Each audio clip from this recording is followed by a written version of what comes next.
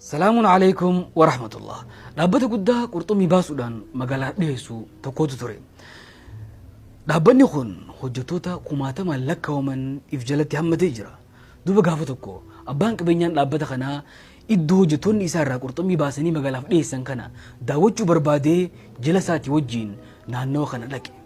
Yeroo naannoo kana dhaqqabu hojjettoonni dhaabbaticha isaatis isa simachuudhaaf jecha namoonni kumaatamaan lakkaa'aman bahanii isa simatan. Osoo daawwiirra jiru abbaan qabeenyaa kun iddoo hojjettoonni isaa irraa qurxummii baasan kana hogguu arku bishaan kana keessa naachoota hedduutu jira. Yeroo kana abbaan qabeenyaa kun hojjettoota isaa chaalenjii godhuu barbaadee gaafii takka isaaniif dhiyeesse.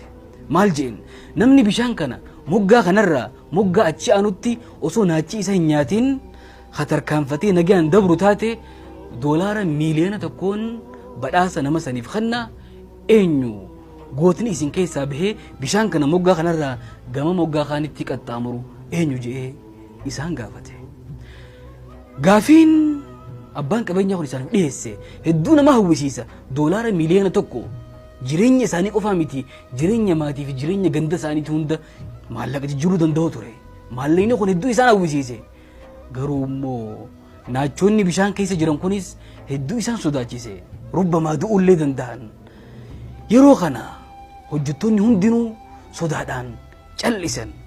Gootni tokkolleen anaatu bishaan kana qaxxaamura jedhee ha gootummaan as bahu ni dhabame. Osoo haalli kanaan jiru qaallichi tokko utaalee bishaan kana keessa bu'e. Akkan taane tahee naacha jalaa mimmiliqaa bishaan kana daakee moggaa kanarraa gama moggaa kaanii osoo naachi abbaan tokkolleen isa hin tuqin nagayaan bahuu danda'e. Yeroo kana abbaan qabeenyaa kun gootummaa isaatirraa dinqisiifatee beellama waadaa duraan galeessan doolaara miiliyoona takkitti fuudhee qaallicha kanaaf kenne. Yeroo kana qaallichi badhaafame kun waan wayii barbaadu eegale. Qaallichi kun ifiifi miti utaalee bishaan keessa seene nama tokkootu duuba isa darbee akka bishaan keessa seene hubatee jira. Kanaafuu nama bishaan keessatti isa darbe san barbaadu eegale. Gammachuu doolaara miiliyoona takkaa tanaan gammaduu bashannanuu dhiisee nama isa bishaan keessa darbe san qorachuu eegale. Yeroo kana osoo qoratu osoo gaggaafatu namni bishaan keessatti isa darbe haadha manaa isaa yookaan jaartii isaa tahuu hubate. Garuu jaartiin isaa tun garaa jabeeffattee gara jabummaan bishaan keessatti darbuu isiitiif doolaara miiliyoona tokko akka qaallichi kun badhaafamu taasistee jirti. Guyyaa kana booda jechuu fakkeenyi dhiira jabaa hunda duubaan